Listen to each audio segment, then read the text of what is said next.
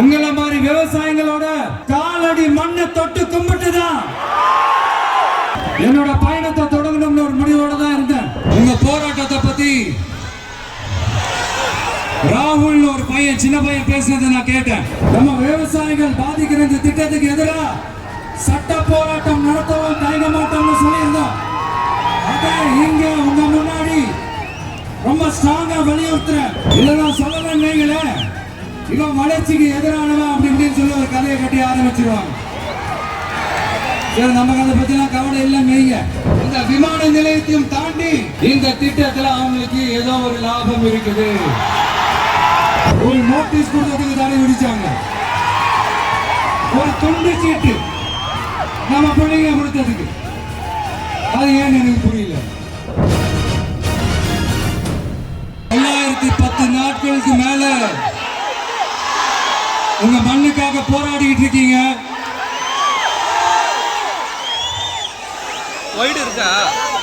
உங்க போராட்டத்தை பத்தி ராகுல் ஒரு பையன், சின்ன பையன் பேசுனதை நான் கேட்டேன். அந்த குழந்தையோட பேச்சு மனசு ஏதோ செஞ்சிருச்சு. உடனே உங்க எல்லாரையும் பார்க்கணும்னு தோணுச்சு. உங்க எல்லாரையும் கூட பேசி ஆகணும்னு தோணுச்சு. உங்க எல்லாரும் கூட நான் நிப்பேன், நீ தொடர்ந்து நிப்பேன் சொல்லணும்னு தோணுச்சு.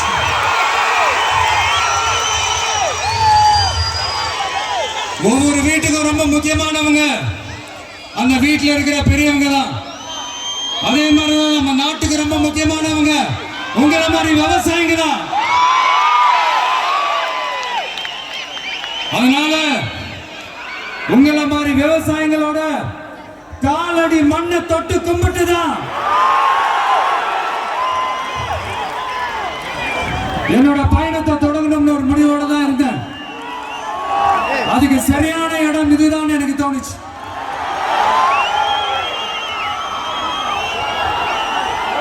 என்ன உங்க வீட்டில் இருக்கிற ஒரு மகனா என்னோட கள அரசியல் பயணம் உங்களோட ஆசீர்வாதத்தோட இங்கிருந்து தான் தொடங்குது.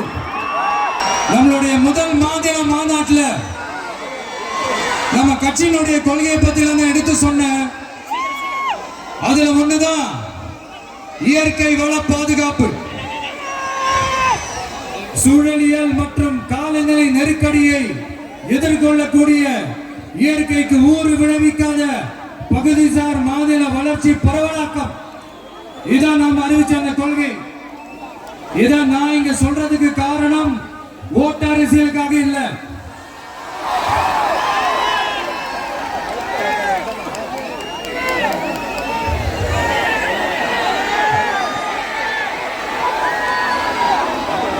இன்னொரு தீர்மானம் அதே மாநில மாநாட்டில் நான் சொன்னேன். அது விவசாய நிலங்கள் பாதுகாப்பு கொள்கை தீர்மானம். அதுல காஞ்சிபுரம் மாவட்டம் பரந்தூரில் 1000க்கும் மேற்பட்ட ஏக்கர் பரப்பளவில் 13 நீர்நிலைகளை அடிச்சு சென்னையை நிரந்தரமாக வெள்ளக்காடாக்கும் திட்டத்தை ஒன்றிய மாநில அரசுகள் கைவிட வேண்டும் வலியுறுத்தின. அது மட்டுமில்லாம இந்த மண்ணுக்காகவும் மக்களுக்காகவும் நம்ம விவசாயிகள் பாதிக்கிற இந்த திட்டத்துக்கு எதிராக சட்ட போராட்டம் நடத்தவும் தயங்க மாட்டோம்னு சொல்லியிருந்தோம். அதே இங்க உங்க முன்னாடி ரொம்ப ஸ்ட்ராங்கா வலியுறுத்துறேன். இந்த பிரச்சனையில நான் உங்களோட உறுதியா நிற்பேன். இன்னொரு முக்கியமான விஷயம், நம்மள ஆண்டுகிட்டு இருக்கிற ஒன்றிய அரசுக்கும் மாநில அரசுக்கும் நான் சொல்லணும்னு நினைக்கிறேன். நான் இங்க வளர்ச்சிக்கு எதிரானவெல்லாம் கிடையாது. ஏர்போர்ட்டே வரக்கூடாதுன்னு நான் சொல்லல, இந்த இடத்துல வரக்கூடாதுன்னு நான் சொல்றேன். இதெல்லாம் சொல்லலன்னு நீங்களே இவன் வளர்ச்சிக்கு எதிரானவன் அப்படி இப்படின்னு சொல்லி ஒரு கதையை கட்டி ஆரம்பிச்சிருவாங்க. நமக்கு அதை பத்திலாம் கவலை இல்லை. மெய்ய எல்லாத்துக்கும் மேல இன்னைக்கு இந்த பூமியில வாழ்ற எல்லா உயிரினங்களோட இருப்பையும் புவி வெப்பமயமாதல் பயமுறுத்திட்டு இருக்கு. அதனுடைய ரிசல்ட் தான் ஒவ்வொரு வருஷமும் இந்த மழை காலத்துல வெள்ளத்துல சென்னை சிட்டி எப்படி தத்தளிச்சுக்கிட்டு இருக்கிறத நம்ம பார்க்கிறோம்.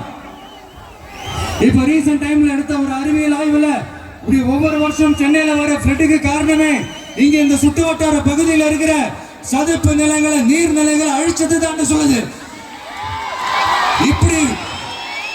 இப்படி ஒரு சூழல் இருக்கும்போது 90% ஆஃப் விவசாய நிலங்கள் 90% ஆஃப் நீர்நிலைகளை அழிச்சு இங்க இந்த பரந்தூர் விமான நிலையத்தை கொண்டு வரணும்னு எடுக்கிற அந்த முடிவை எந்த அரசா இருந்தாலும் அது மக்கள் விரோத அரசா தான் இருக்க முடியும்.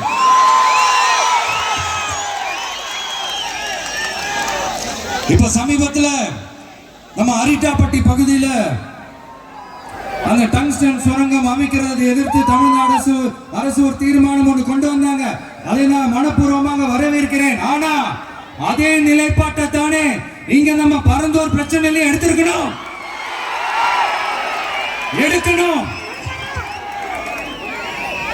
எப்படி அரிட்டாப்பட்டி பகுதி மக்கள் நம்ம மக்களோ அதே மாதிரி தானே பரந்தூர் மக்களும் நம்ம மக்கள். அப்படித்தானே ஒரு அரசாங்கம் யோசிக்கணும். ஆனா அப்படி செய்யலையே. ஏன் செய்யல?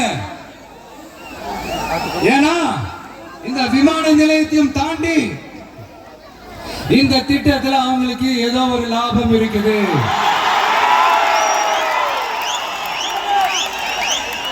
அதை நம்ம மக்கள் தெளிவா புரிஞ்சு வச்சிருக்கிறாங்க. நம்மளுடைய ஆட்சியாளர்களுக்கு ஒரு சில கேள்விகள். நீங்க எதிர்கட்சியா இருக்கும் போது 8 வழிச்சாலையை எதிர்த்தீங்க, அந்த காட்டுப்பள்ளி துறைமுகத்தை எடுத்தீங்க. அதே தானே இங்கேயும் அதே நிலைப்பாடு தானே இங்கே எடுக்கணும். எதிர்கட்சியா இருக்கும் போது விவசாயிகளுக்கு ஆதரவு, ஆளுங்கட்சியா இருக்கும் போது விவசாயிகளுக்கு எதிர்ப்பா? எனக்கு புரியலையே.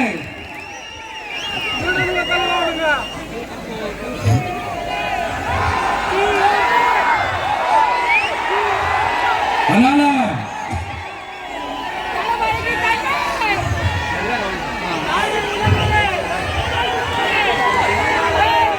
இனிமேலும் சொல்றேன்,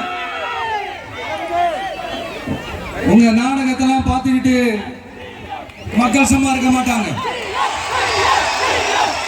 நீங்க உங்களோட வசதிக்காக அவங்களோட நிக்கிறதும் அவங்களோட நிக்காம இருக்கிறதும், நாடகம் ஆடுறதும் நாடகம் ஆடாம இருக்கிறதும், அது சரி.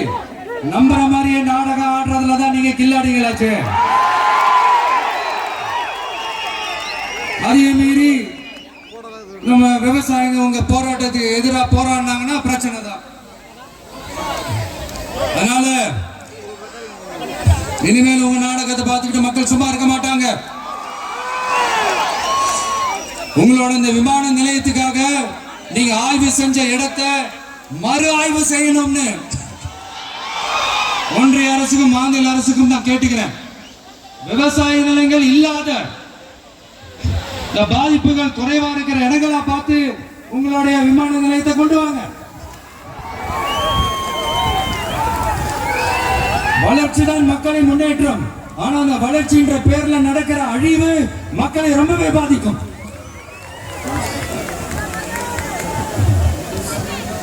நீங்க எல்லாரும் உங்களுடைய ஊர் கிராம தேவதைகளான கொல்லமட்டால் அம்மன் மேலையும்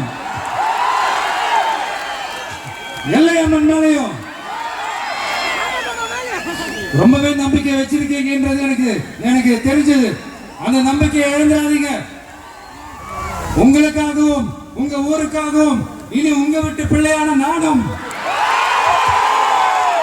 தமிழக வெற்றி கழகத்தோட தோழர்களும் சட்டத்துக்கு முற்பட்டு எல்லா வழிகளிலும் உங்களோட உறுதி அளிப்பேன். உங்களோட ஊருக்குள்ள ஏகனாபுரம் ஊருக்குள்ள வந்து அந்த திடல்ல தான் உங்க எல்லாரையும் மீட் பண்ணணும்னு நினைச்சேன். ஆனா எனக்கு பர்மிஷன் கிடைக்கல. இங்கதான் பர்மிஷன் கொடுத்தாங்க.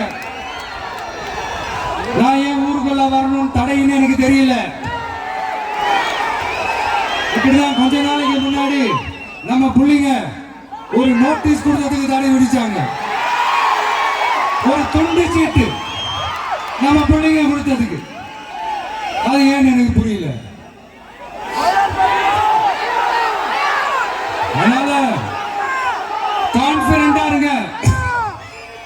நல்லதே நடக்கும்.